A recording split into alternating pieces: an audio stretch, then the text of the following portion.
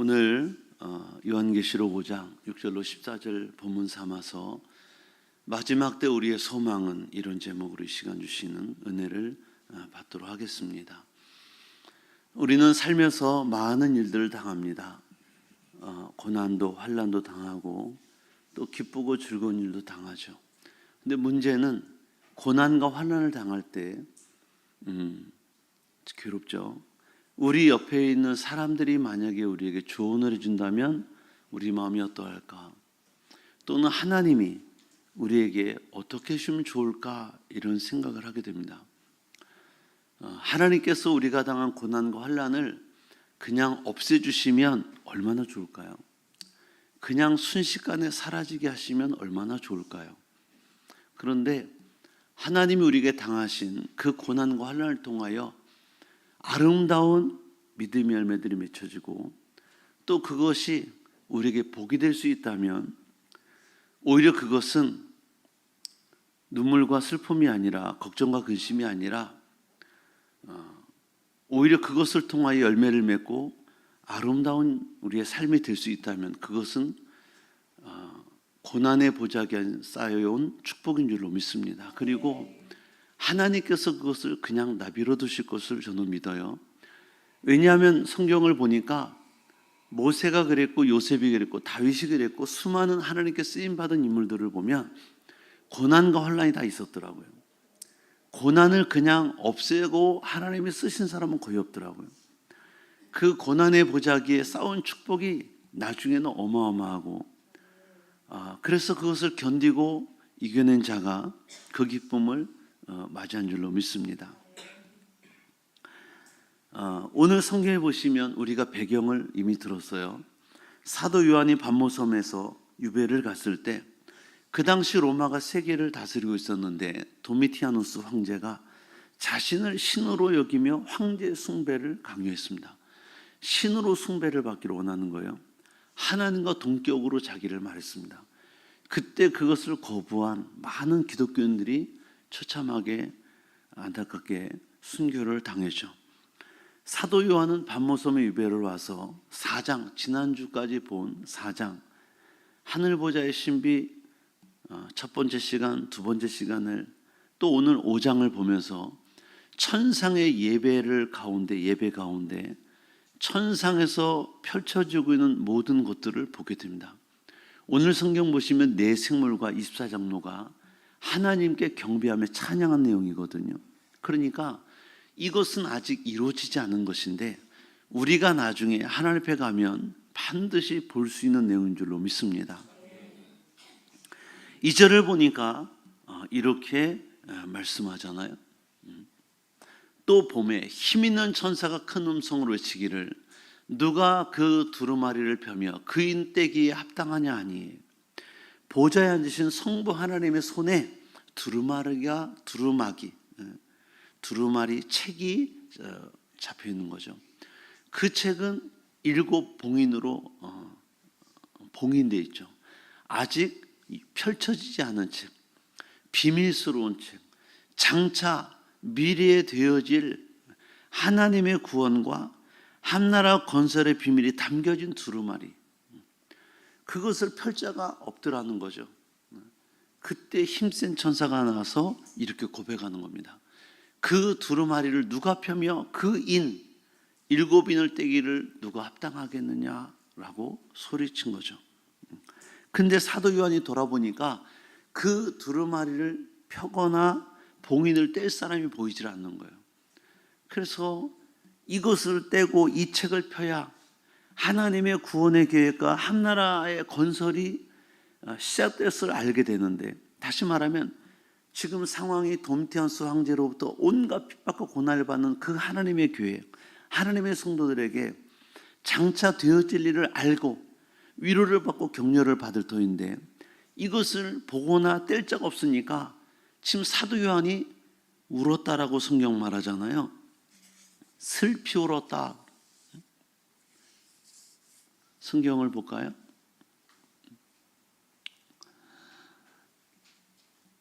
4절에 보니까 그 두루마리를 펴거나 보거나 하기에 합당한 자가 보이지 아니하기로 내가 크게 울었다. 통곡했다라는 거예요. 이것이 펴져야 하나님의 그 계획을 알고 또 구원의 계획과 하나님의 그 은혜를 깨닫고 위로가 되고 또 힘이 되고 용기를 얻을 터인데, 이것이 닫혀져 있고 열려지지 않으니까, 읽혀지지 못하니까 이것 때문에 낙심하고 슬펐다라는 거예요. 이 하나님은 어떻게 하셨습니까? 오늘 성경 말씀 보시면 하나님께 사도 요한에게 하신 일들이 쭉 나오는데, 첫째로 하나님의 두루마리를 펼 수 있는 분은 오직 어린 양 예수 그리스도뿐이었다라는 거예요. 할렐루야. 4절과 5절 말씀을 보니까 이렇게 말씀합니다.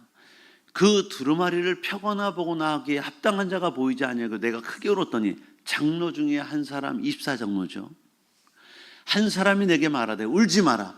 유대지파의 사자 다윗의 뿌리가 이겼으니. 여기 유대지파의 사자 다윗의 뿌리가 누굴까요? 예수 그리스도입니다. 그 두루마리와 그 7인을 떼시리라 하더라. 7절 말씀 보니까 이렇게 말씀해요. 그 어린 양이 나와서, 그 어린 양은 누굴까요? 예수 그리스도입니다. 그 어린 양이 나와서 보좌에 앉으신 이의 오른손에 두루마리를 취하시니라.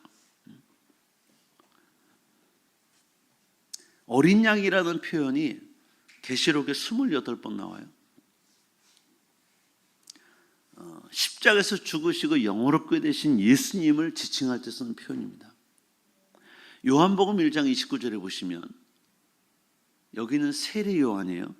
아까는 사도 요한이라면, 이 세례 요한은 이미 헤로드 왕에게 죽었죠. 순교를 당했습니다. 헤로디아의 딸 때문에. 이튿날 요한이 예수께서 자기에게 나오시는 걸 보고 이르되 보라, 세상 죄를 지고 가는 하나님의 어린 양이로다. 고린도전서 5장 7절에 보시면, 너희는 누룩 없는 자인데 새 덩어리가 되게 하여 묵은 누룩을 내버리라. 이 말은 뭘까? 누룩은 죄를 말해요. 너희가 예수 믿었지, 죄사함 받고 예수 믿었어. 너희는 누룩이 없는 자야, 죄가 없는 자인데 새 덩어리가 되기 위하여, 거듭나기 위하여 묵은 누룩 다시금 새롭게 되라는 거예요. 우리 유월절 양 곧 그리스도께서 희생되셨느니라. 여기서도 유월절 어린 양을 말하잖아요. 누굴까요? 예수 그리스도입니다. 구약 제사제도에 따르면 어린 양은 사람을 대신해서 반드시 피 흘리고 죽어야 됩니다. 우리가 지은 죄가 있다면 소나 양이나 염소나 비둘기에게 안수하고 그것의 목을 따서 피를 받고 몸을 토막내서 태워요. 이게 번제 제사입니다. 반드시 인간이 죄를 지으면 내 대신 죄의 싹은 사망이기 때문에 어떤 짐승, 그것도 거룩한 정한 짐승, 부정한 짐승이 아닌 소나 양이나 염소, 굽이 갈라져 있고 되새김질하는 짐승을 잡아서 흠없고 점없는, 병들지 아니한, 절지 아니하고 눈멀지 아니한 온전하고 깨끗한 그 양에게 안수해서 우리 죄를 그 대신 지고, 그 양이나 염소가 송아지가 대신 죽어서 불에 태워져야 되는 거예요. 피뿌림을 받아야 되거든요. 그래서 어린 양 대신 이미지는 당시 요한 사도뿐 아니라 그리스도인들을 희생제물이 되신 예수를 나타내는 것을 금세 알았을 것이다. 6절에 보니까 한번 읽어보실래요? 6절 있습니다. 시작.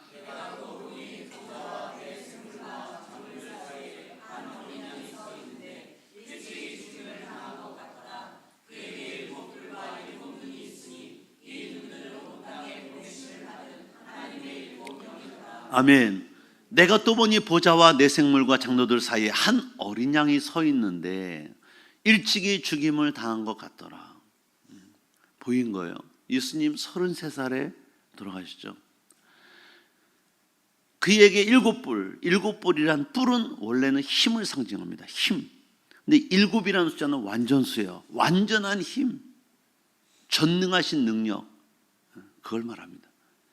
일곱 눈은 보는 거예요. 안다는 거예요. 전지함을 나타납니다. 일곱이라는 숫자는 완전하다. 완전하게 모든 것을 아신다. 보시는 분, 아시는 분. 그러니까 전지전능하신 주님, 이렇게 표현할 수 있어요. 그리고 이 눈들은 온 땅에 보내심 받은 하나님의 일곱 영, 곧 성령을 말합니다. 할렐루야. 그러니까 성경은 다 비유로 되어 있기 때문에 이렇게 풀어줘야 이해를 해요. 이 어린 양 예수 그리스도가 보좌 앞에 나가 하나님의 오른손에서 두루마리를 취했습니다. 세상을 마무리하는 구원과 심판의 권위를 부여받은 거예요. 새로운 하나님 나라가 펼쳐진 겁니다. 예수님만이 하나님의 손에서 두루마리를 받을 수 있고 일곱 인을 뗄 수 있는 유일한 분임을 믿으시길 축복합니다. 여러분, 그러므로 사도 요한과 마찬가지로 삶의 어려운 순간에 고난의 문제가 풀리지 않는 순간을 만나면, 통과할 수 없는 경우를 만난다면 낙심하거나 슬퍼할 것이 아니라 주님을 바라보시길 축복합니다. 믿음의 주여 온전케 하신 예수를 바라보라. 그 우리가 고통당할 때 십자가의 예수님을 바라보면 그 고통보다는 덜하다, 위로받는다. 할렐루야. 제가 어렸을 때 우리나라 유명한 부흥사 한 분이 계셨어요. 이몽 목사님. 그분은 깡패 출신입니다. 이분은 한쪽 다리가 없어 고무다리를 끼고 있었어요. 이분이 우리나라 유명한 한 모모 기도원에서 부흥 집회를 할 때 어떤 청소년이 하나 왔는데, 사춘기를 당한 청소년인데 한쪽 팔이 없는 거예요. 자기가 장애자고 한쪽 팔이 없는 것 때문에 엄청난 낙심과 고통 속에 있어요. 슬퍼하는 거예요. 이 목사님이 가서 그 청년을 위로하면서, 그 청소년을 위로하면서 자기 오른쪽 다리를 펴 보이는 거예요. 고무다리잖아요. 의족이잖아요. 그걸 본 그 학생이 위로를 받더라는 거예요. 자기는 팔이 하나 없지만 이 목사님, 이 유명한 그 한국에서 유명한 그 부흥사 목사님은 한쪽 다리가 없는 거예요.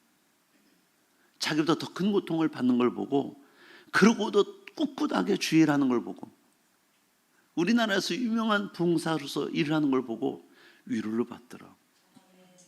여러분, 우리가 당한 고통이 아무리 커도 십자가의 예수님만큼은 아닌 줄로 믿어요. 그래서 많은 분들이 간증해. 일생을 살다 정말 이렇게 큰 고통은 없다라고 울고 불고 하던 분들이 기도하다가 누구를 만나냐면 환상 가운데 예수님 만난, 십자가 예수님 만난 분이 많이 있어. 주님이 피 흘리신 그 모습으로 나타나신 두 가지 의미죠. 내 고통이 너보다 크다. 그리고 내가 이렇게 십자가에 달리고 고통받음으로 너의 그 고통이 앞으로 반드시 합력의 복이 될 것이다. 위로하시는 거죠. 여러분, 사도 요한도 당시 유배당한 거예요. 전승에 따르면 사도 요한을 죽이려고 했지만 죽임을 당하지 않았대잖아요. 못 죽여서 결국 유배 보낸 거라잖아요. 기름가마에, 끓는 기름가마에 던졌는데 튕겨나왔. 죽이려도 안 죽여지니까 유배 보냈다는 거예요. 그리고 그 당시 황제 숭배를 인하여 기독교인들이 얼마나 큰 핍박을 받았어요. 고통이죠. 슬픔이죠. 낙심이죠.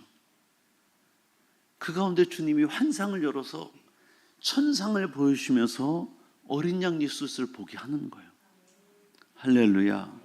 여러분도 고통과 어려움 가운데 있다면 십자가 예수님 바라보시길 축복합니다. 위로받으시길 축복합니다. 주님이 당하신 고통은 우리가 당한 고통과 비교할 때 우리는 아무것도 아니에요.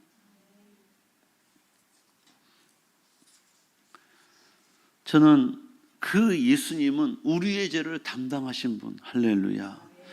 세상 어느 종교나 학문에도 사상에도 죄를 사하는 구원의 능력은 없어요. 어떤 종교도 없습니다. 대속의 은혜를 말하는 종교가 없다. 현대는 종교다운 줄을 말해요. 이 말은 뭐냐면 모든 종교에 구원이 있다라는 거예요. 불교도 구원이 있고, 샤머니즘에도 구원이 있고, 힌두교도 괜찮고, 회교도 괜찮고, 유교도 괜찮고, 모든 종교에 구원이 있고 괜찮다. 북한산 정상을 가려면 많은 길이 있습니다. 도봉구에도 올라가도 되고, 저쪽에서 올라가도 반대편 서쪽, 동쪽, 남쪽 다 올라가도 돼. 그래서 그들은 말하기를 어느 종교든지 구원만 받으면 되지 않냐? 뭐로 가도 도로 가도 서울만 가면 되지 않냐? 이런 식으로 얘기를 해요. 그러나 정말 그렇지 않습니다. 도봉산이나 북한산 올라간 길은 여러 갈래가 있으시나 구원받는 길은 오직 예수 그리스도뿐이 없습니다. 기독교는 이러면서 보면 독선적이고 배타적이에요. 그 현대인들은 기독교를 좋아하지 않아요. 그러나 사람들이 좋아하든 싫어하든 뭐라고 하든 간에 참된 죄는 불변한 것을 믿으시길 바랍니다. 이미 성경에 말씀했어요. 사도행전 4장 12절에 말씀했어요. 뭐라고 말씀했습니까? 다른 이로서는 구원을 받을 수 없나니 천하 사람 중에 구원을 받을 만한 다른 이름을 우리에게 주신 일이 없다. 오직 예수 한 분뿐이 없습니다. 석가모니, 마호멧, 공자, 부처 안 됩니다. 오늘도 그래서 우리는 복되게도 이 길을 걷고 있는 줄로 믿습니다. 세속적인 눈으로 보면 신부가 목탁들인데 가서 앉아있고 또 중이 미사하는 성당에 앉아있으면 세상의 매스컴은 뭐라고 말하냐면 봐라 얼마나 종교들이 통이 크냐, 사랑이 크냐, 서로의 종교를 인정하고 있지 않냐. 그러나 여러분, 성경의 눈으로 거룩한 하나님 눈으로 보면 가증스러운 일이다.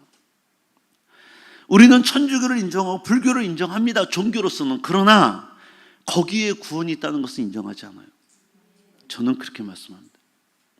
종교로는 인정해요. 그러나 거기에 구원이 있다고 인정하는 건 아닙니다. 오직 예수만이 구원이에요.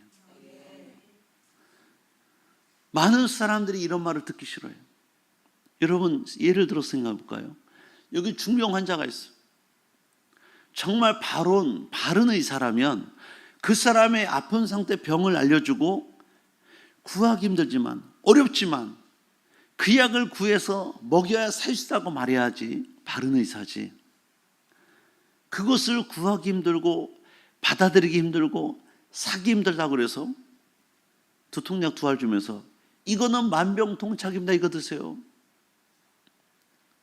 감기약 2알 주면서 이거 먹으면 치료됩니다 하고 말한다면 그것이 바른 의사일까 하는 거예요.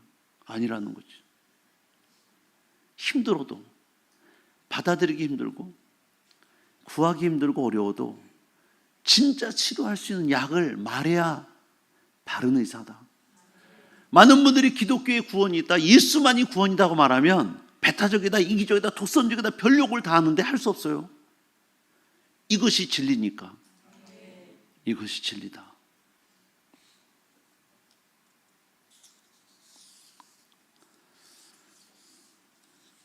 둘째로 십자가의 죽으심으로 구원을 주신 어린 양 예수 그리스도다. 계시록 5장 6절로 7절 말씀 보시면 내가 또 보니 보좌와 내 생명과 장로들 사이에 한 어린 양이 서 있는데 예수 그리스도라고 말씀드렸습니다. 일찍이 죽임을 당한 것 같더라. 그에게 7뿔과 7눈이 있으니 이 눈들은 온 땅에 보내신 바다 하나님의 7영이더라. 그 어린 양이 나와 보좌에 앉으신 이에 오른손에서 두루마리를 취하시니라. 십자가에서 죽으신 예수님 말씀합니다. 그리고 두루마리를 받아들었을 때 8절에 보니까 그 두루마리를 취하심에 네 생물과 24장로들이 그 어린 양 앞에 엎드려 각각 검은 거와 향이 가득한 금대접을 가졌으니 이 향은 성도들의 기도니라. 네 생물과 24장로들이 어린 양 앞에 엎드려서 찬양하는 거예요. 예배하는 거예요. 예배적 자세를 보여주고 있어요. 그런데 그들의 손에 들린 것이 뭐냐면 검은 고와 향이 가득한 금대접. 그 금대접 안에 있는 향은 성도들이 하나님께 드려진 기도다. 구약에서는 하나님께 기도드리려면 반드시 제사를 지나고 기도를 했어요. 솔로몬이 1,000번제를 드리고 하나님께 기도하잖아. 구약에는 반드시 기도하려면 그냥 기도하지 않아요. 제물을 가져가야 돼. 우리는 그러나 지금 그럴 필요 없죠. 예수님이, 어린 양 되신 예수님이 우리의 대속의 양이 되셔서 예수 그리스도의 이름으로 기도하면 그 기도는 향이 되어 하나님께 올라갑니다. 우리를 위해 모든 희생제사를 단번에 드리신 죽임을 당하신 어린 양 예수님의 공로 때문이다. 또 9절에 보면 이렇게 말씀하죠. 그들이 새 노래를 불러 이르되 두루마리를 가지시고 그 인봉을 떼시기에 합당하시도다. 일찍이 죽음을 당하사 각 족속과 방언과 백성과 나라 가운데서 사람들을 피로 사서 하나님께 드리시고, 일찍이 죽음을 당하사 십자가에 주신 예수님을 거론하고 찬양하죠. 왜 자꾸 십자가에 죽으신 것을 반복하고 거론할까요? 이유는 그 다음 구절에 있습니다. 각 족속과 방언과 백성과 나라 가운데서 사람들을 피로 사서 하나님께 드리고, 할렐루야. 열방에 있는 모든 사람들을 사시는데 자신의 피값으로 그들을 구원하셨다라는 거예요. 그리고 그들을 하나님께 드리셨다라는 거예요. 그들이 왜 찬양하냐? 왜 새 노래를 부르냐? 자신의 피로 온 열방의 사람을 다 사서 하나님께 드렸기 때문에 그들이 지금 찬양하고 있다. 왜 예수님은 자기 피값으로 사람을 샀을까요? 우리 인간들의 죄 때문에. 할렐루야. 우리 죄 때문에 예수님 피를 들여서 그 피값으로 구원받아 죄사함 받고. 죄를 지은 인간은 창조주 하나님께서 하나님의 소유에서 사단의 노예로 전락했어요. 죄의 종, 팔린 거예요. 사단의 노예로, 죄의 노예로, 율법의 노예로 전락했는데 그 노예 상태로 해방시키기 위해서 오직 한 방법은 그 죄를 용서받게 하는 것, 그 죄값을 대신 지불하는 것. 예수님의 피로 우리를 사신 거예요. 누구에게서? 사단에게서, 죄에게서. 그리고 우리를 하나님께 드린 거예요. 할렐루야. 예수님이 당신의 피값으로 우리를 사서 하나님께 드렸.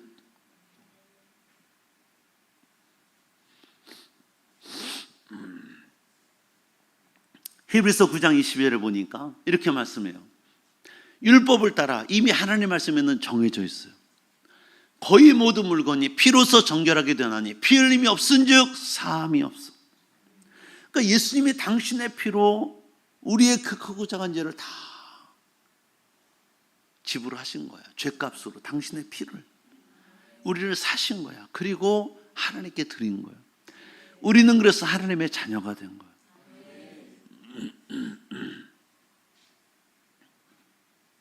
인간은 죄 때문에 반드시 한 번 죽습니다.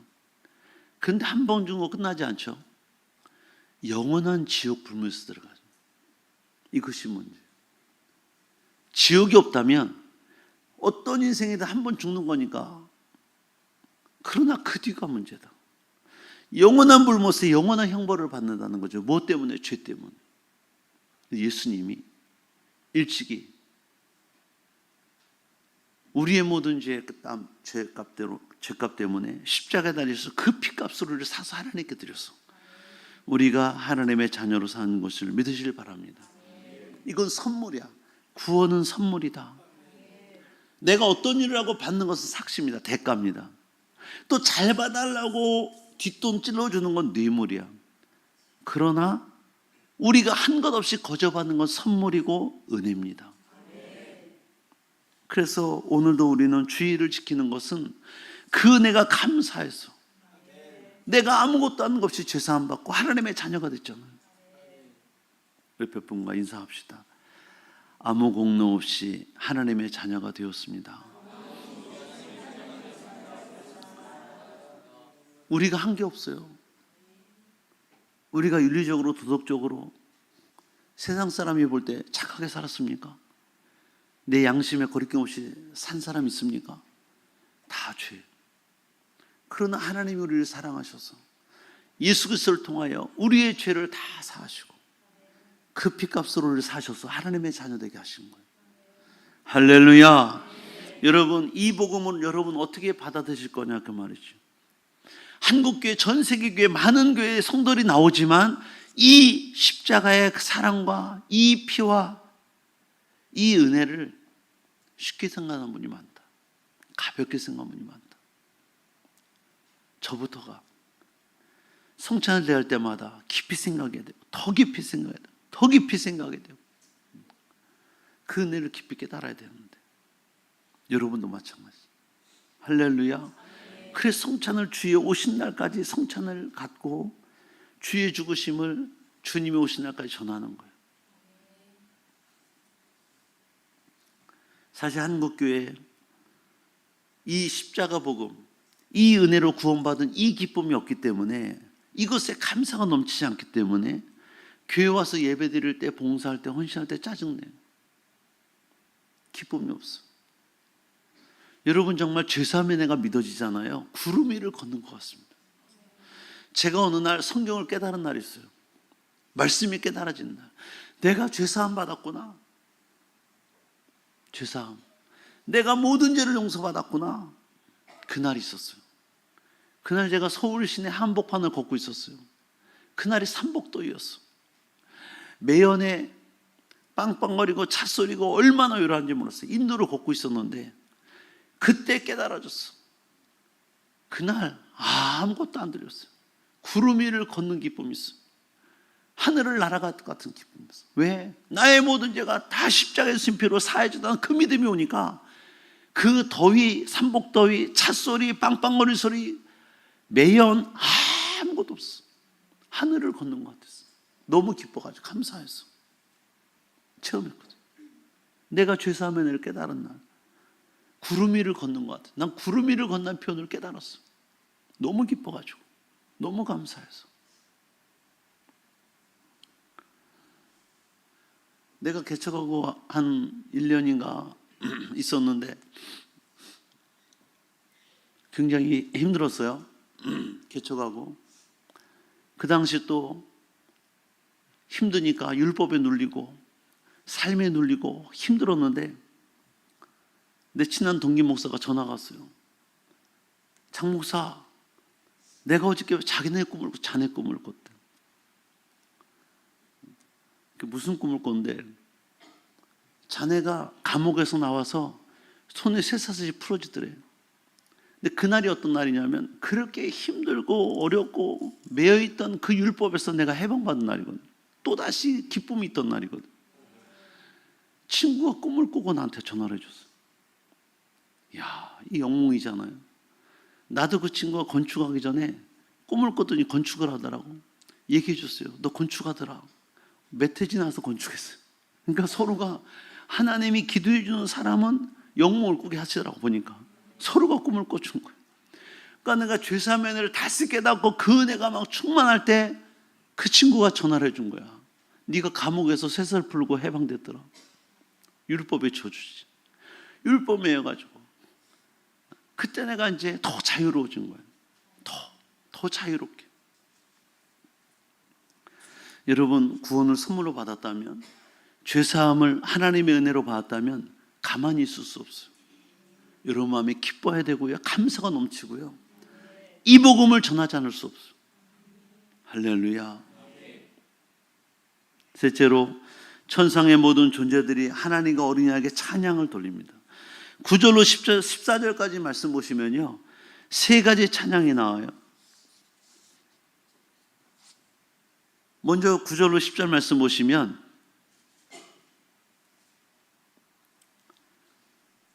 천상의 존재, 네 생물과 입사장로가 찬양하죠. 무엇을 찬양합니까? 예수님의 피로 만국 백성을 사서 하나님께 드리시고 하나님 나라의 제사장으로 삼으시고 땅을 다스릴 권세를 가지시게 하신 것. 9절 말씀 볼까요? 10절도 보시면 9절. 일찍이 죽음을 당하사 각 족속과 방언과 백성과 나라 가운데 사람들을 피로 사서, 자신의 피죠, 하나님께 드리고, 10절, 우리 하나님 앞에 나라와 제사장들을 삼으셨으니, 제사장까지 삼으시고 왕노릇하게 하신 것들 찬양하는 것. 우리가 이 다음에 주 앞에 가면 이렇게 살 줄로 믿습니다. 우리 하나님 앞에서 나라와 제사장들을 삼으셨고 그들이 땅에서 왕노릇하게 하고. 11절 12절 말씀 보시면 수천 수만의 천사들이 어린 양 앞에 찬양을 해요.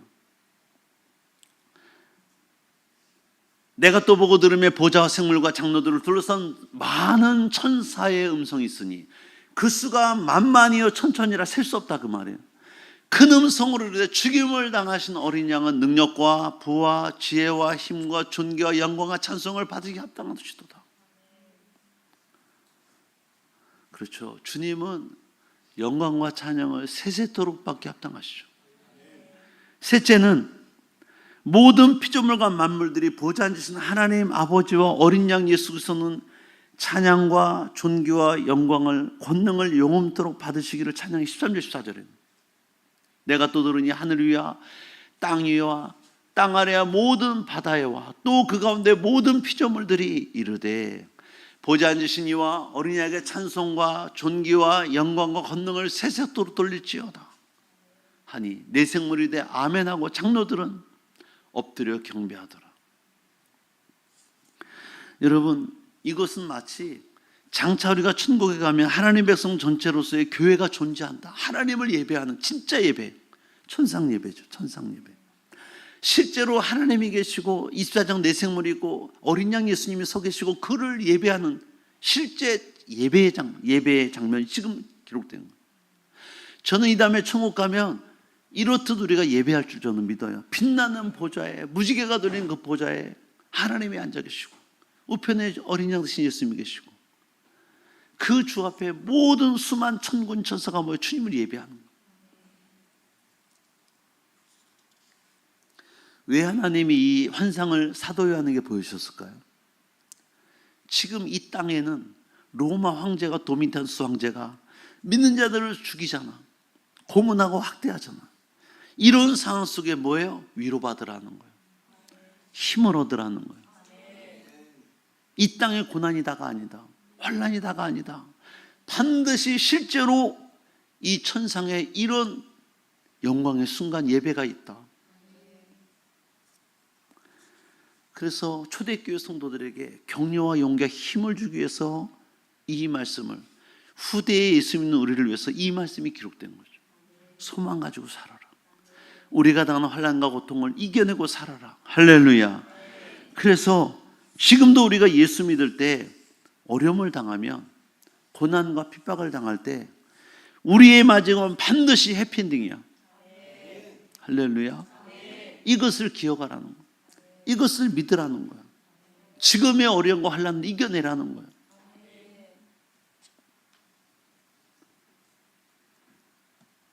여러분, 우리가 천국 간 뒤에 기도하겠습니까? 봉사하겠습니까? 전도하겠습니까? 지상명령 할까요? 천국 간 데는 안 해요. 다 뭐예요? 이 땅에서 해야 될 일. 우리가 그 천국에 가서 하나님을 영원토록 예배하고 천상의 세계에서 예배자로 서기 전에는 할 일은 이 땅에서만 할 일인데 그것은 뭐냐면 이 땅에서 꼭 천국에서 못한 일, 기도와 봉사와 전도와 지상명령과 여러분 헌신과 충성은 이 땅에서만 필요한 거예요. 이 땅에서만 할 수 있는 거예요. 이런 거는요 천사도 부러워한대. 왜? 우리가 이 땅에서 영혼 구원하고 그들을 죽기를 인도하는 것은 천사도 안 시켰거든. 천사들에게 주신 임무가 아니에요. 우리에게 주신 임무다. 이것 잘하면 하나님 앞에 나서 영원토록 빛나는 상급과 면류관을 얻는데 이것을 받을 기회가 천사들은 없어요. 우리에게 있는 거예요. 천사도 부러워한다. 천사도 흠모한다. 여러분, 우리가 이 땅에서 어려움을 당하고 고난과 환난이 있고 때로 눈물난이 있어도 천상의 예배를 기억하세요. 주님 바라보세요. 소망을 가지세요. 그리고 이 땅에서 할 일은 고난과 핍박, 욕을 먹어도 핍박을 당해도 복음을 전해야 돼. 지상명령 수행해야 돼. 할렐루야. 이것 하라고 주님이 환상 보여주신 거예요. 초대교회가 얼마나 기도했고 얼마나 전도했고 얼마나 충성했습니까? 세계 롤모델 교회잖아. 초대교회는 이 핍박을 당하면서도 오늘날 우리도 마찬가지. 여러분이 믿음의 사람에서 어려움이 있고 고난과 핍박과 환난이 있으나 눈물난이 있으나 이 땅에서 할 일은 해야 된다. 천상의 예배를 보시며 할렐루야 힘쓰시기를 축복합니다. 오늘 말씀했습니다. 구원에 임몽된 하나님의 책을 받아 펼치신 어린 양 예수 그리스도, 십자가에서 죽으시고 부활하심으로 우리의 구원을 완성하신 예수 그리스도, 다시 재림하셔서 우리의 완전한 구원과 하나님 나라를 완성시킬 어린 양 예수 그리스도, 우리가 이 땅을 사는 동안 그 주님 바라보면서 우리에게 맡겨신 일 잘 감당할 수 있기를 축복합니다. 믿음의 경주를 잘해야 될 줄로 믿습니다. 영혼권이야, 복음 전파야, 봉사하고 충성하는 거야, 기도하는 거야. 그래서 마지막까지 인내하면서 힘들 때마다 주님 바라보시고 힘없기를 주님의 이름으로 축복합니다. 한번 다 같이 일어나셔서 우리 말씀 기도 제목을 보면서 우리 한번 기도하겠습니다.